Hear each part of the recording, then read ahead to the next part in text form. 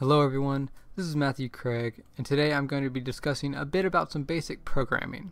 However, I'm not going to be talking about syntax or any specific coding language. Instead, I'll be focusing on some logic behind programming, and that's something known as algorithms. Many older programming languages are based on algorithms. Algorithmic logic is essentially that of a step-by-step procedure. Most algorithms start with an input, which is what the rest of the procedure uses in order to accomplish something. After the input is received, the computer can perform all kinds of tasks or calculations, and then finally output a conclusion or the results. The input is commonly from a keyboard or other device to issue the command. The output is going to be displayed on the screen, or it could be stored for future use. The computation in between is performed in the CPU of the computer. Let's say you have a simple rectangle and want to compute the area of it.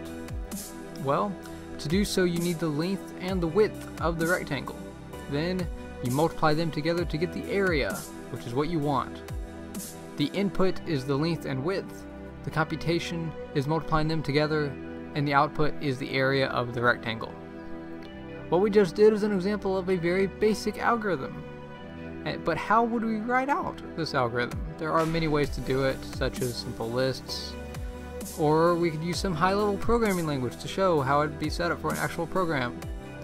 Or we could use something called Pseudo Code, which mixes programming syntax and general language to show an algorithm. Using Pseudo Code, the algorithm would have 3 lines. The first line is the input, which can be written simply as get the length and width.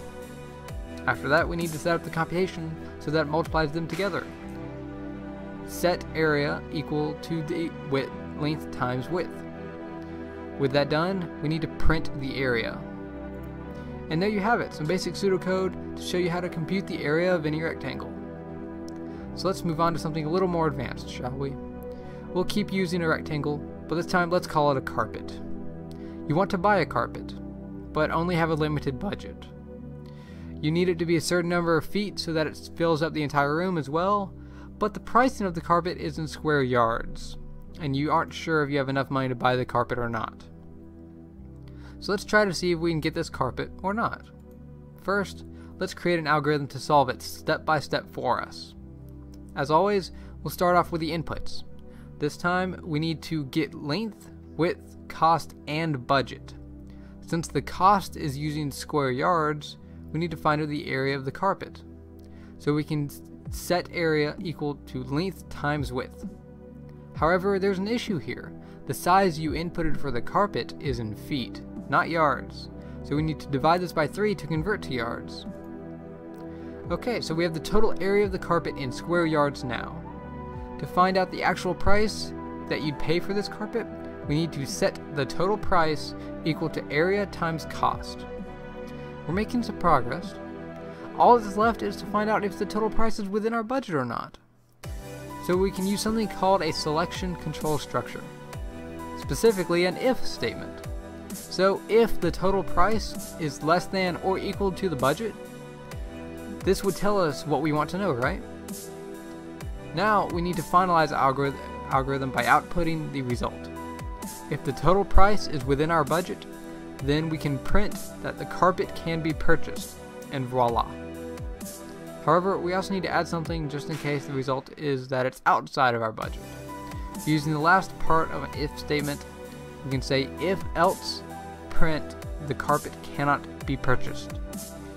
And there you have it, an algorithm to let us know if we can buy a carpet or not. So let's test the algorithm to see if it works, shall we? Let's say the room you have to put carpet in is 18 by 23 feet. You have a budget of $2,000, and the carpet costs $14 per square yard. Can we buy this carpet, or will we need to find a cheaper one?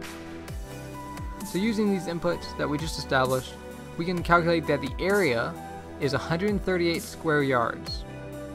We can then find the total price as $1,932.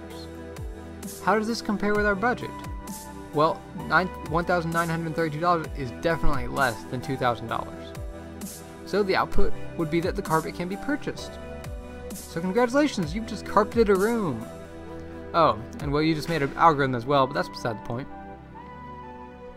Well, that's all for today. As always, this has been Matthew Craig, and thanks for watching.